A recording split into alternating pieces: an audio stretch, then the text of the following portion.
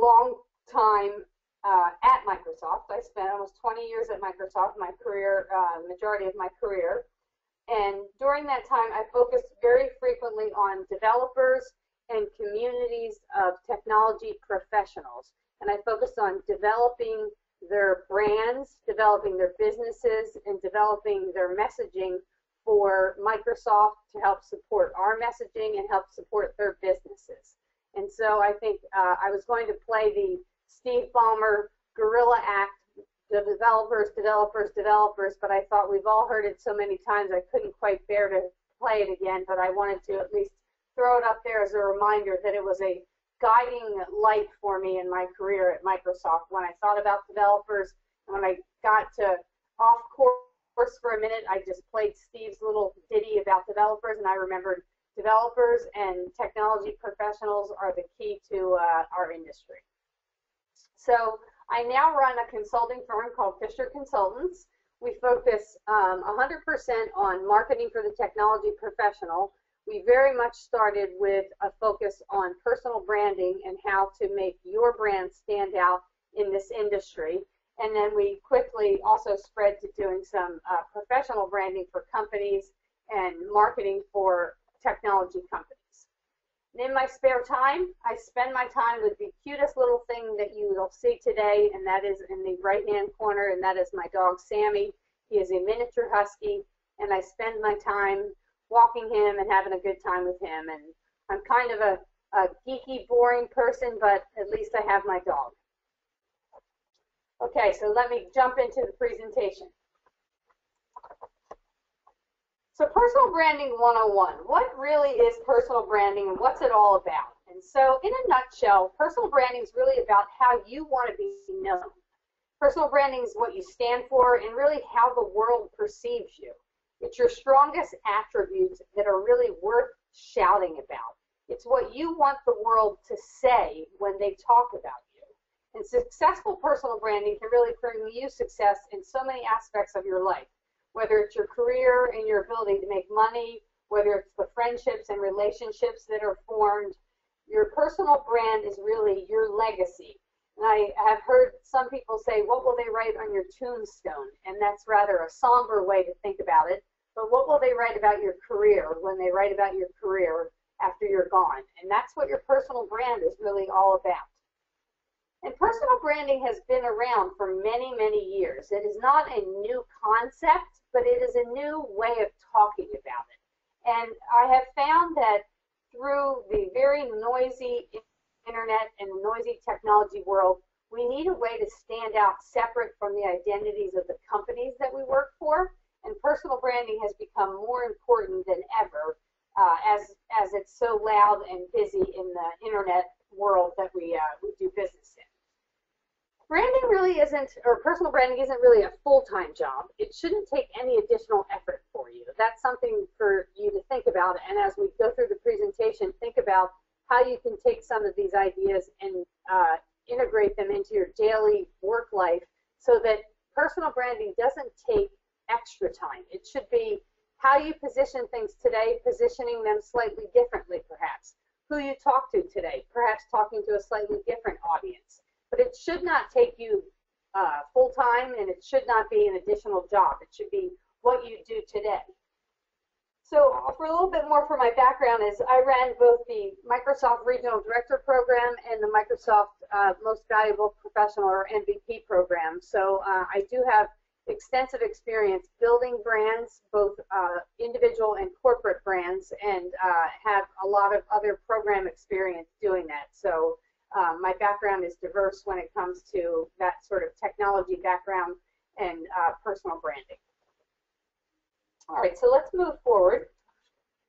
Let's talk about, is personal branding really marketing? And I call personal branding marketing for the technology expert because the way I see it, as my years in marketing and branding, there was always a bit of a conflict between marketing and development. Seemed like development didn't want to be bothered with marketing. Marketing felt like development was a necessary evil. And personal branding has become a way that they can converge and really work together. And so how do you really do that? How do you work together with corporate marketing but still have your personal brand. There's a few key things to think about. If you want to develop your personal brand, you want to have your blog, you want to have your speaking engagements, you want to write, you want to do things like that, you want to make your marketing folks aware of that. Now, perhaps some of you are sole practitioners or in smaller companies where it's very easy to do that. Perhaps some of you are in big companies where you really have to make an orchestrated effort to let your marketing people know what it is you're doing. And it's just important to keep them aware. And it's also important to understand what your policies are in your company around social media and any sort of personal branding. Are they receptive to you having a presence outside of the company presence? And the other thing to think about is every company has a set of messages that they send out. They can be messages that are always sent out. They're company guidelines, or they can also be messages that they're sending out around a campaign or a launch. And those are messages you should always be aware of when you're building your personal brand, because people who are in the audience that you're speaking to will be aware of your message as well as the message from the company that you're working for. So you should always be in tune with those messages and not be in conflict. So I think that the one message I want to deliver from this slide is keep in touch with your corporate marketing team. Make sure they know what you're doing. They shouldn't be telling you what to do, but I'm sure they'll have advice. Let's face it, they are marketing. But it would be great to be sure that you stay in constant touch with them and they know what you're doing with your personal brand. Okay, so is it a crossover to traditional marketing, and where does that happen? And so we talked a little bit about this, but I thought it was worth calling out for you as a takeaway. If you go to your corporate marketing department or your product marketing department and you say, I want to make sure I'm aligned with the following things, this will help them, dramatically to identify what you're doing and where they can slot you into what they're doing. So the first thing is the messaging framework, and I talked to you about that corporations have frameworks and messaging that they're always sending out. They always want to say they are the best in breed, or they are the cheapest, or whatever message your company uses as their tagline and some of their descriptive words. You want to use that messaging framework, and you want to make sure that you are not in conflict with that. So if you go over to traditional marketing and you talk to them, you want to say to them, hey, I want to make sure my messaging fits in with the messaging framework. The second thing is public relations. Public relations is nothing new. We all know about trying to get press attention and coverage for our announcements and for our launches and things like that. So you want to make sure you're aligned with public relations, and perhaps you could serve a role if you have a great personal brand in speaking for public relations when they have an announcement, that you could do that role of being the spokesperson for the company, and that's a great way to cross over into traditional marketing. The third thing is to think about the advertising and campaigns, as I mentioned to you, to always make sure that you're aware of what campaigns are being generated and messaged. And I think about Windows and their latest release of coming out in July. A lot of people, a lot of partners are trying to leverage that messaging and all the things that are going on out there with the Windows messaging. It's the same thing for you in your company. If you have an opportunity to leverage a loud message that's going on, do your best to leverage it with your personal brand also. And then lastly, I'll address evangelism. And, in the industry that we work in, it's something easy to identify. We understand that you evangelize certain products and certain technologies and platforms and services, and you should always be sure that you're in tune with the evangelism efforts that are going on within your company to make sure that you're not doing something that's totally different or out of whack with what they're doing with their evangelism efforts. Okay, let me go to the next slide. So what's the history of personal branding? Personal branding history is really kind of about public relations. Think of it as taking the boss on the road. Do you remember different times, either in your career or that you heard about, that the boss or the CEO, the president, the vice president, maybe the CTO, went out on the road and he did some customer visits, maybe she did some press visits, that sort of a thing, where it was like a few times a year you go out on the road and you just have exposed this person so they maybe get some press coverage and things like that. Well, forget all that going out on the road. You're out on the road every day now. And you have to think about personal branding as being on the road every day and having a message that you can deliver every day. And so there is crossover into that, you know, old school marketing type of approach, but it's really very different today since you're always so visible with your personal brand. And talk about visibility with personal brands, I just thought I'd name a few, and certainly some of these are very easy to pick out and identify, and I purposely picked ones that were very well known so that we could talk about them with equal understanding. I didn't want anyone who was growing their brand. I wanted someone who had already sort of arrived so that we could talk the same language. And I'll just briefly cover these because we know all about them, but I'll just talk a little bit about how Bill Gates had his struggles, as we'll all recall the stories through the years of some of his, let's see, public appearances and things of that nature as he was growing his personal brand. And he took a lot of advice and a lot of effort to get to where he is today, who is an amazing speaker, an amazing representative for his organization, and he's still an amazing representative for Microsoft. And I would say Mark Zuckerberg is on a very similar track. He has yet to figure out probably his complete personal brand, but he is building it every day and is an amazing personal brand. He does amazing things, has given amazing things both to the world and to technology, and he has made his mark. Someone a little less known, but very well known probably to this community, is Scott Hanselman, who was a Microsoft partner for many, many years and then joined Microsoft. And he is someone who took a slightly different route because he was on his own and then joined a big corporation. And he is an amazing example of a personal brand because he did not allow Microsoft to overshout him and speak over him. He still has a personal brand that is retweeted and liked and followed by thousands and thousands, regardless of the fact that he works for Microsoft.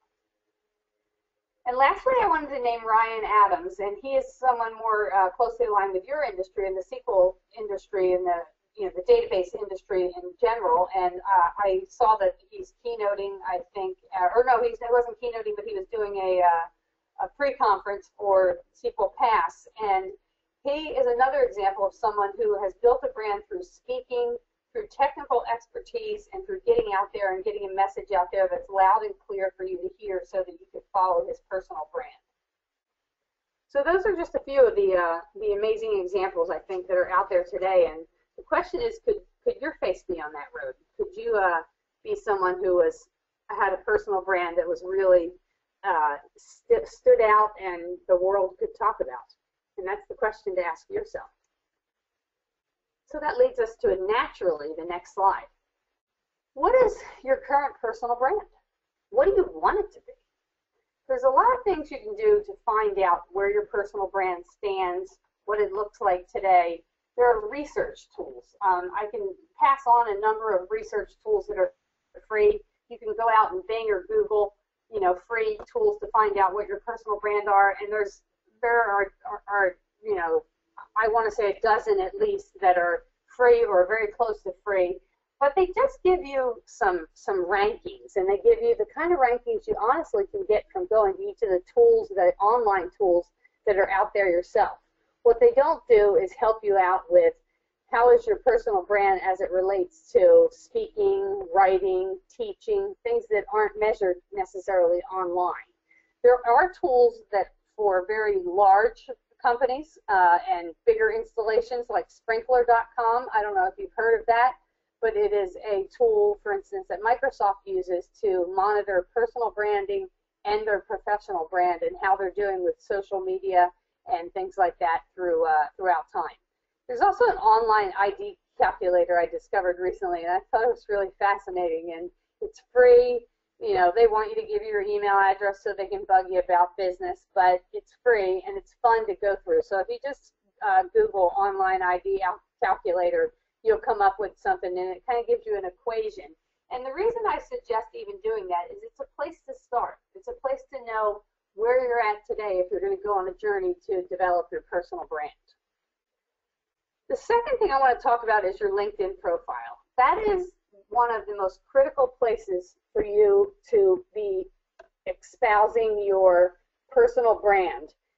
You get an opportunity on LinkedIn to show off a little bit. You get to talk about your experience, you get to summarize who you are, you get recommendations, you get your designations, for your professional classifications, and it's an opportunity to really show the world what your personal brand is. And so I really strongly advise you to keep your LinkedIn profile very focused on you and very focused on what you've accomplished.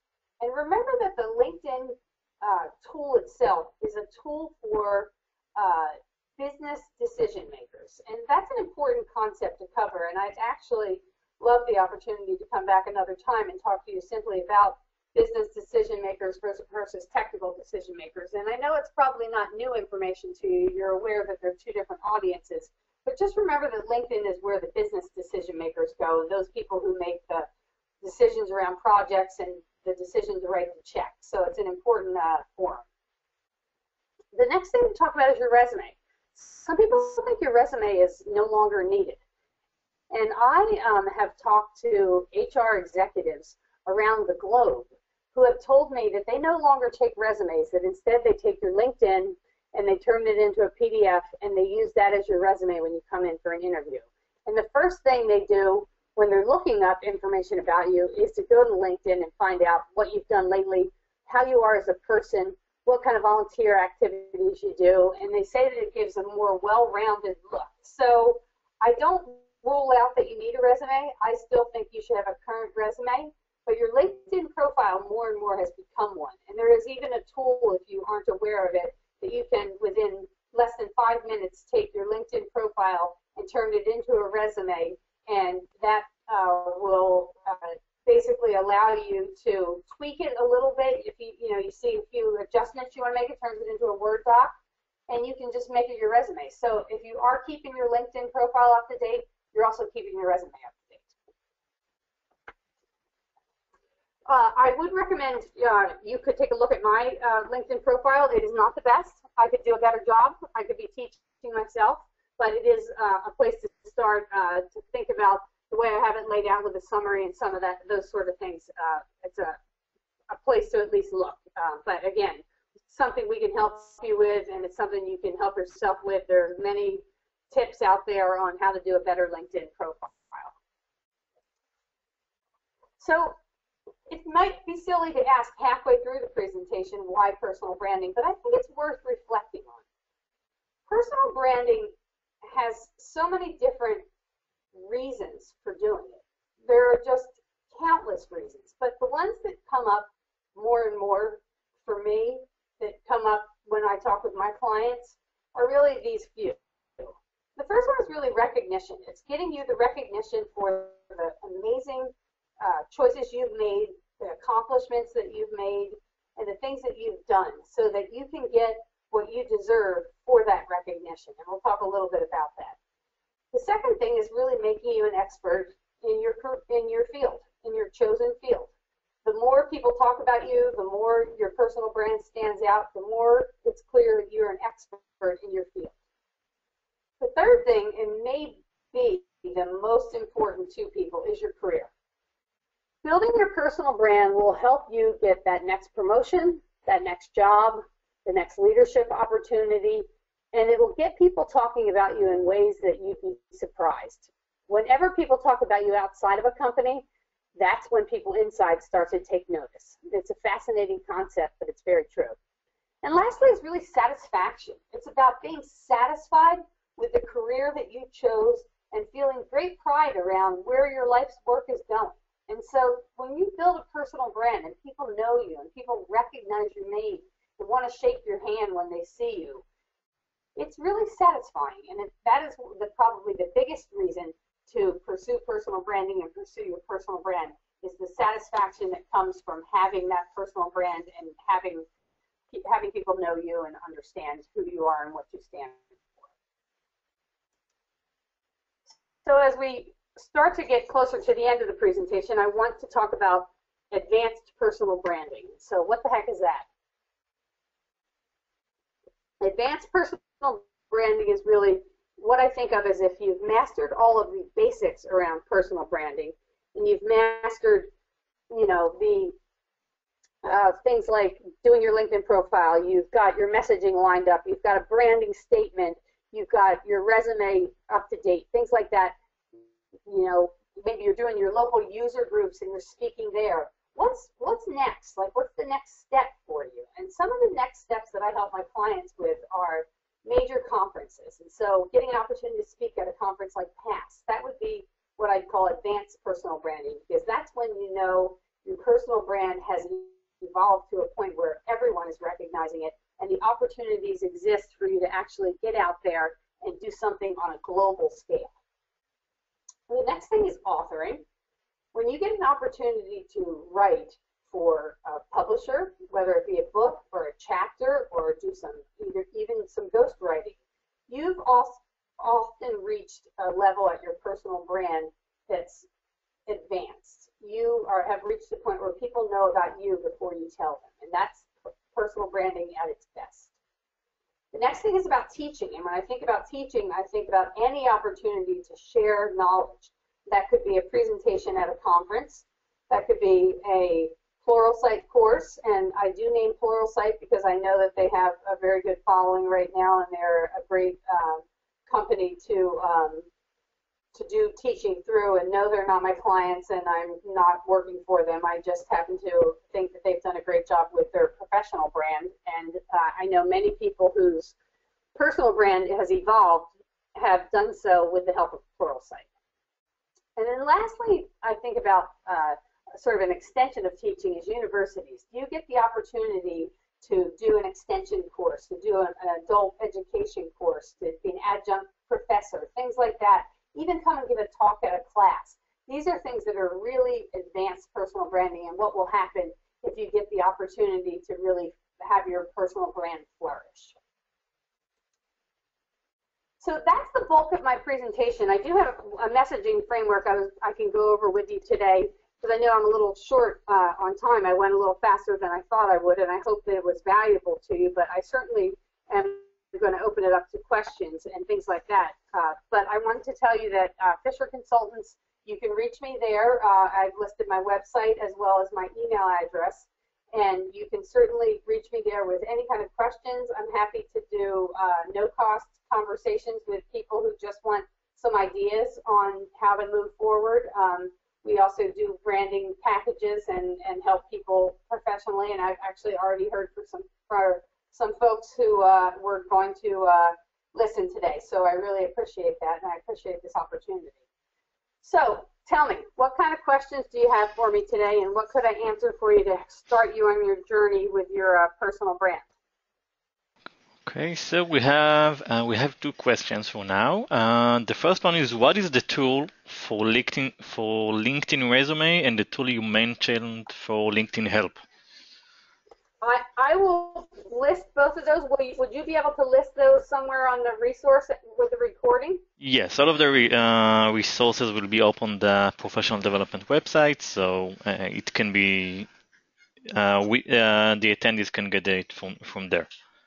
Good. I'll get the URL for you so you have it specifically so that you can go and take a look at it, because I don't offhand remember the URL. Great, thank you. And another question is having too much personal information posted openly on LinkedIn good?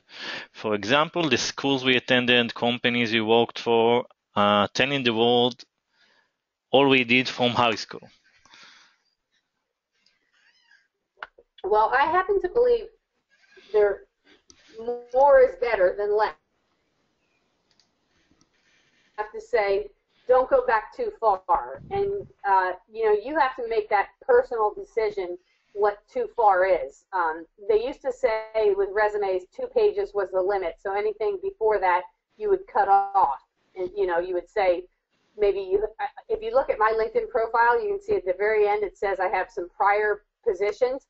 There were very significant positions, but I don't want to sound like I'm 65 years old, and so I don't want to sound like I've had a ton of jobs. So, I think you have to balance it very carefully, and I'm happy to, whoever has that question and they want to shoot me a mail, I'm happy to look at their LinkedIn profile or their resume and help them, figure out, where the cutoff point might be. I'm very happy, but I believe that more information is better. You just have to make the decision where to cut it off so that it sounds like you're showing the things that are really professionally important. The things that are less professionally important can go. Great. And another question, is the age a factor when you start the journey of branding? That is such a great question, and I don't have, a solid answer. I will tell you this, and, speaking out of school a little bit, but I have clients who are in their 20s, and I have clients in their 50s. And so both ends of the spectrum are starting out with their personal brand. And so you might say to yourself, great, they're in their 20s, they're getting an early start on it, they're going to be doing so much better. But you know what I think? I think they probably don't have as much experience, and it's going to be harder to get their personal brand written and personal brand evolved. So it's going to take a lot more time and effort. But I suppose the earlier you start, the better your chances are. But when you take someone who's a little bit more seasoned, who's had a lot more experience, there's so much to work with your personal brand and with displaying your personal brand. So I really believe that, age doesn't have to be a factor. It is a factor, but it's a factor in considering the way you present information. It's not a factor in whether you're going to be successful with your personal brand. Okay, and we have another question. You mentioned that this shouldn't take any more time to do this. What are some ways you can simplify the process so that you can initiate it with your daily routine? I love it. So some of the things, I was just reading a post today about editorial calendars. Rather than, if you are a blogger, if you tweet, if you, post on a website, rather than going every day and saying, oh, I really need to make some kind of post. What do I say? What do I do? Instead of spending that amount of time, once a week or once a month, chart out what you're going to do for the month so that you don't, go through the anguish of trying to figure out each day what you're supposed to do for your posts. Often I find those editorial calendars to be invaluable. The other thing that is really an incredibly helpful thing to do is called a messaging framework. And this is something that, again, we do for our clients. I can help you by showing you examples. But these messaging frameworks help you by establishing your personal brand in writing. So that every time you write about yourself and every time you write about what you do and your expertise, you repeat the same thing. So you're not reinventing the wheel. This writing that's done for you is done, it's ready to go, and you can repeat it. And remember, you have to tell somebody something 8 times before they even hear you. And then I don't know how many times before they actually remember it.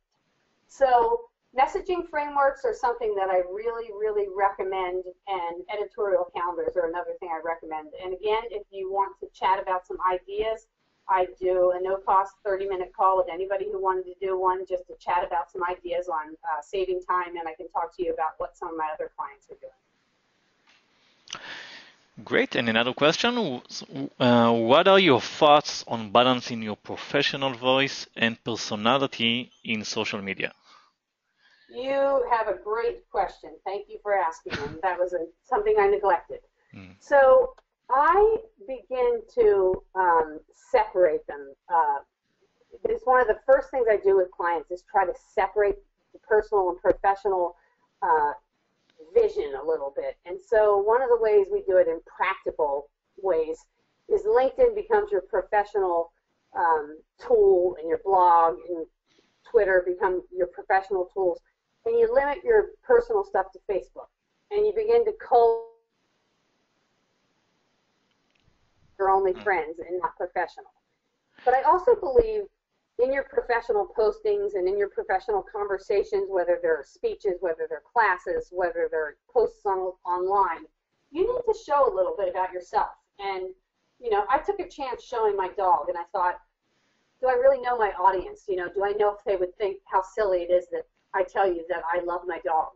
And, you know, I think, though, you have to take a chance in showing people who you are so that they can get to know you and get a feel for who you are. Because it's only when someone knows who you are that they want to do business with you.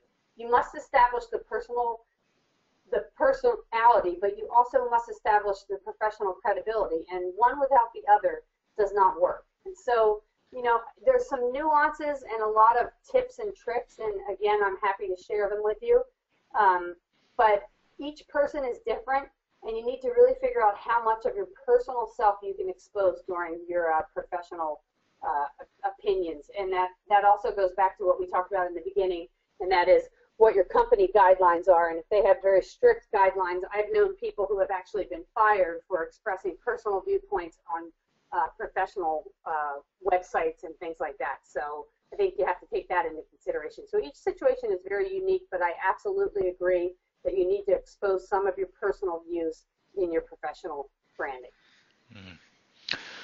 Okay, and another question. I work for a big company and wondering, is it better to keep my personal brand totally separate from the company?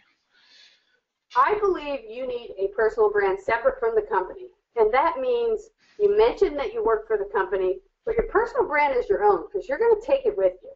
You may not work for that company forever. You may work for that company forever. But even if you don't, you know, if you don't know what that looks like, who knows what the future looks like, you need something where you can stand on your own and have a personal brand for yourself, even if you are working for a company. And so I find that big companies everywhere that I talk to love the personal brands that their employees are developing. It's like a whole new area or arm of marketing that they're trying to get control over. And recently I talked to a medium-sized software development company that the gentleman I talked to was the CTO. And when he came on as CTO, he had to turn over his credentials to LinkedIn to his manager, and they were going to maintain his page. Now that's craziness to me. That's just absolutely nuts. And so I think you have to really be careful what your company wants you to do, and you have to work within those parameters and try to measure what you can do and what you can't do. But I strongly believe you need to have your own personal brand within a big company. Great. And there is a request to get your email address. Absolutely. It's Eileen, and it's on the screen. It's EILEEN, and it's .Fisher, FISHER, and it's at Fisher Consultants, just one word, plural, FISHERConsultants.com. And we'll make sure we post it with the resources, and I'm happy to hear from you and really pleased to talk to all of you about your own personal brand and your own journey. Okay, so Eileen, thank you very much for the great session and for taking the time. It was very helpful and a lot of great tips. Thank you so much. I really appreciate this opportunity, and I encourage all of you to be on your personal brand journey. And if I can help you, please let me know. Great. So thanks, Eileen, and thanks everyone for listening. And see you next month in next month's chat session. Have a great one. Thank you. Thanks, Eileen. Bye bye. Bye.